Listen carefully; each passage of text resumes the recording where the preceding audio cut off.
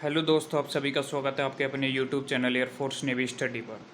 देखिए, सभी कमांडो यहाँ पर ध्यान देंगे कि नेवी की जो एप्लीकेशन विंडो है वो 25 से 30 अप्रैल तक आपको पता है ओपन होगी।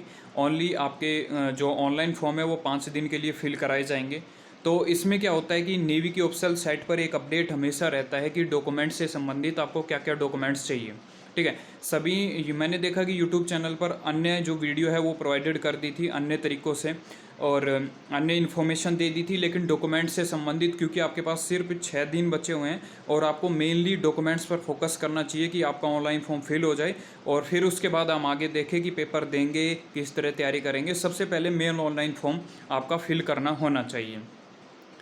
यहाँ पर मैं 5 इंपॉर्टेंट डॉक्यूमेंट्स में बात करूँगा और इंडियन एयर नेवी की ऑफिशियल साइट पर ही आपको सारी चीज़ें दिखाऊँगा।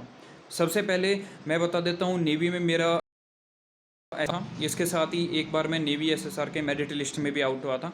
क्लियर मैं आपको दिखाऊंगा और इसके साथ ही इंडियन नेवी के सबसे पहले 5 इंपॉर्टेंट डॉक्यूमेंट्स में चर्चा करूंगा। पहली बार जो स्टूडेंट 12th पास है, जो पहली बार 12th जिन्होंने की है और अब तक पहली बार नेवी का ऑनलाइन फॉर्म फिल करेंगे, तो उनको मैं थोड़ा सा आपको सारी इंपॉर्टेंट अपडेट भी डिस्कशन इस वीडियो में करूँगा। तो नए हो तो चैनल को सब्सक्राइब कर सकते हो। वीडियो पर कंटिन्यू आप देखते रहिए, आपको कुछ नई नॉलेज देने की कोशिश मैं यहाँ पर करूँगा। देखिए, सबसे पहले क्या होता है कि यहाँ पर 5 इंपॉर्टेंट डॉक्यूमेंट्स हमेशा नेवी के फॉर्म फिल करते हैं जब चाहिए। हम क्या करते हैं, सबसे पहले मेरा खुद का मैं इंडियन नेवी में जब एसएसआर का सिलेक्शन पोर्शन है वो भी मैं आपको दिखा देता हूँ और इसके साथ ही आपका डॉक्यूमेंट्स है जो रिक्वायरमेंट है वो चाहिए वो भी आपको इंडियन नेवी के ऑफिशियल साइट पर दिखा देता हूँ। सबसे पहले जो हमें डॉक्यूमेंट्स पिछली बार चाहिए थे उसके आधार पर मैं बताऊंगा और हर बार यही डॉक्यूमेंट्स आपको चाहिए होते हैं, 5 डॉक्यूमेंट्स। तो सबसे पहले मैं अपनी लॉगिन आईडी पर जाता हूं। आप क्या करेंगे, यहाँ से मैं अपना स्टेट है वो यहाँ से सिलेक्ट कर लेता हूं।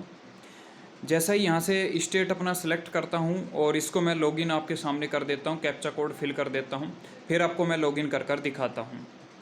अब उस पोर्शन के बाद सिंपल है कि यहाँ पर आपको क्या होता है कि ईमेल आईडी और पासवर्ड भरने होते हैं और फिर लॉगिन करना होता है। ठीक है, अब मैं ये सारे पोर्शन भर के आपको बता देता हूँ। अपनी खुद की जो लॉगिन आईडी है, खुद का जो सेक्शन अकाउंट है इंडियन नेवी की जो ऑफिशियल साइट पर बना है उसको मैं दिखा देता हूँ। अब यहाँ पर खुद का मेरा लॉगिन आईडी वो ओपन हो जाता है। तो सभी कैंडिडेट्स, थोड़ा सा एक बात बताना चाहता हूँ कि मैं यहाँ पर आपका जो एग्ज़ाम जो भी होते हैं उसमें नेवी एमआर को जो स्टूडेंट है उनको जीके और साइंस पढ़ाने में इंटरेस्टेड हूँ। एसएसआर के स्टूडेंट है वो जीके की तैयारी इस चैनल से कर सकते हैं। अब यहाँ पर देखते हैं क्या होता है कि जब मैं एसएसआर का पोर्शन ओपन करता हूँ जो कि 02/20 में मैंने एग्ज़ाम दिया था, तो मैं आपको क्लियर यहाँ पर व्यू पर क्लिक कर दिखा देता हूँ। तो इसमें जब मैं क्लिक करता हूं तो आपके सामने इस तरह का इंटरफेस है। पहले मैं थोड़ा दिखा देता हूं कि इसमें ऑनलाइन फॉर्म एक्सेप्टेड थे, शॉर्ट लिस्टेड मैं हो चुका था, अलॉटमेंट सेंटर एसएसबी बोर्ड से द्वारा यहाँ पर मेरा हो चुका था, मतलब एग्ज़ाम भी क्लियर था। दूसरी स्थिति में यहाँ पर एसएसबी और पीएफटी मेडिकल में मेरा रेड कार्ड था और मेरिट लिस्ट में क्योंकि रेड कार्ड होने की वजह से कोई भी चीज़ वहाँ पर नहीं दिखाई गई थी। अब यहाँ पर मैं आपको बता देता हूँ स्टेटस क्या थी कि वेरीफाइड थे, रिटर्न एग्ज़ाम रिजल्ट था वो मेरा पास था। दूसरी कंडीशन में मेडिकल स्टेटस थे वो क्वालिफाइड यहाँ पर थे, फिर क्वालिफाइड था। ठीक है, एडमिट कार्ड भी आपको देखने को मिल जाता है। तो इससे ये होता है कि आप क्यों न सिलेक्टेड स्टूडेंट है उनसे पढ़े। मैं तो ये कहता हूँ सिलेक्टेड, क्योंकि हमें इनके इन्फॉर्मेशन है, जानकारी सारी पता होती है और किस तरह का पेपर पैटर्न आता है, क्या चीज़ होती है, कैसे क्या होता है। एक और था जिसमें मेरिट लिस्ट में आता है, वो इंडियन नेवी ने जब ऑफिशियल साइट को अपडेट किया तो उसमें से पुराने अपडेट उन्होंने सबके लॉगिन से हटा दिए थे। अब सिंपल हम चलते हैं डॉक्यूमेंट्स की तरफ कि इंडियन नेवी का जो मेन इसमें जो पर्पज़ है वो डॉक्यूमेंट्स से संबंधित है। मैं आपको डॉक्यूमेंट्स की तरफ ले चलता हूँ, पूरी वीडियो को मैं आपको क्लियर करके बताऊँगा। वीडियो अच्छी तरह देखे तो कुछ नॉलेज मिलती है, इंटरेस्टेड होता है, आपको क्लियर सारी चीज़ें देखनी यहाँ पर चाहिए। अब यहाँ पर देखिए, सबसे पहले मैं डॉक्यूमेंट्स की बात करूँ तो पहला डॉक्यूमेंट्स जो आपको चाहिए है वो 12th का आपको मार्कशीट है वो चाहिए, या फिर डिप्लोमा मार्कशीट भी आपकी चल जाती है। जैसा कि आप 12th बाद आईटीआई कर लेते हो तो उसमें वो 12th का भी माना जाता है, तो वो भी आपकी रिक्वायरमेंट है, वो क्लियर रहती है। दूसरी स्थिति में 10वीं की पासिंग सर्टिफिकेट चाहिए, 10वीं की पासिंग सर्टिफिकेट आपको यहाँ पर चाहिए। ठीक है, तीसरी स्थिति में यदि मैं बात करूँ तो डोमिसाइल यहाँ पर चाहिए। अब यहाँ पर डोमिसाइल है वो आप डोमिसाइल की बात करूँ तो सभी स्टेट का अलग अलग होता है कि आप किस राज्य के निवासी हैं, ये इंपॉर्टेंट होता है, क्योंकि इंडियन नेवी की हमेशा एक चीज़ होती है, इंडियन एयरफोर्स क्या करता है, जब भी आपका कोई भी इंटेक होता है, कोई भी आपका बैच होता है, तो उसमें all over India cut off है वो इंडियन एयरफोर्स निकालता है।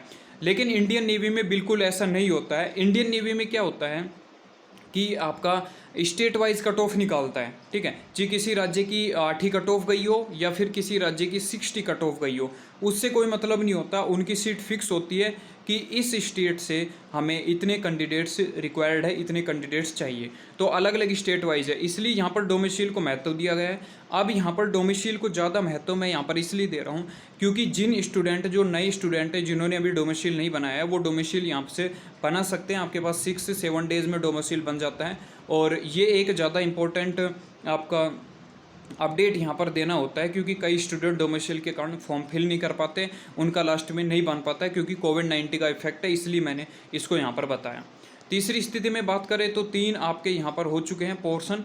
चौथी स्थिति में मेन आधार कार्ड होता है या एनरोलमेंट स्लिप होती है, जिससे आप सबसे पहले जब आप रजिस्ट्रेशन करते हैं तो उस समय कैंडिडेट्स को यहाँ पर चाहिए होती है।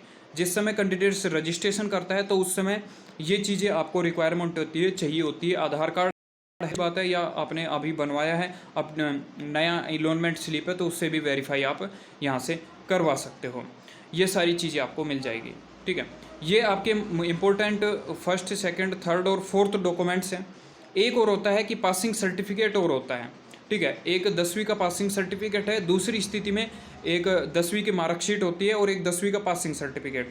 देखिए जो पासिंग सर्टिफिकेट और 10वीं की जो मार्कशीट है वो एक ही होती है। यहाँ पर उन्होंने 12th की लिख रखा है मार्कशीट और 10वीं का लिख रखा है पासिंग सर्टिफिकेट। तो 10वीं की यदि आप मार्कशीट लगा देते हो तो ठीक है, लेकिन जो CBSE बोर्ड वाले स्टूडेंट हैं, जो CBSE बोर्ड वाले स्टूडेंट है, उनको क्या होता है कि पासिंग सर्टिफिकेट एक अलग से बनता है। यदि मैं बात करूं तो उनका जो पासिंग सर्टिफिकेट है वो अलग से बनता है, वो उनके स्कूल से बनता है, वो उसको वहां पर जाकर अपलोड कर सकते हो।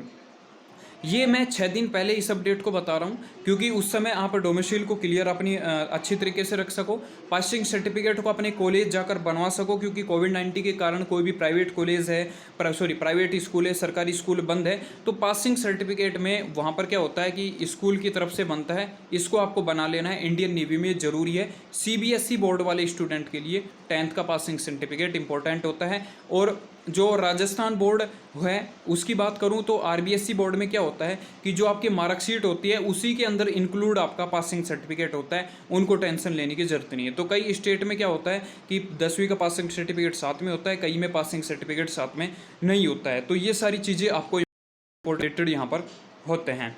दूसरी कंडीशन में आपका यहाँ पर पासपोर्ट साइज फोटोग्राफ चाहिए, सिग्नेचर चाहिए, उसमें है जहाँ पर आपको आएगी, ठीक है, उसमें कोई दिक्कत नहीं आएगी। तो ये 5 इंपॉर्टेंट अपडेट है, फर्स्ट, सेकंड, थर्ड, फोर्थ और 5वां पासिंग सर्टिफिकेट का, जो CBSE बोर्ड वाले स्टूडेंट के लिए इंपॉर्टेंट रहेगा, ठीक है। तो कंटिन्यू अपनी तैयारी रखिए और अच्छी तरीके से अपनी मेहनत करते रहिए। आपको कोई भी रिक्वायरमेंट, यहाँ पर कोई भी चीज़ की आवश्यकता होगी, PDF नोट्स वगैरह, तो आपको प्रोवाइडेड करने की कोशिश की जाएगी। नेवी MR कैंडिडेट्स के लिए स्पेशली चैनल बना हुआ है। आपको पता है कि कोविड-19 में अप्रैल में मैंने पिछला जो अप्रैल था उसमें चैनल पे वीडियो स्टार्ट की थी, लेकिन जब देखा कि भर्ती कंटिन्यू लंबी नहीं आएगी तो हमने उस वीडियो को अपलोडेड करने से रोका। और अब कंटिन्यू जैसे ही नेवी MR का नोटिफिकेशन आएगा तुरंत पर अच्छा फोकस रहेगा। और एक GK की इंपॉर्टेंट वीडियो भी प्रोवाइडेड है, उसको भी जाकर देख लेना, बहुत ही ज़्यादा इंपॉर्टेंट है।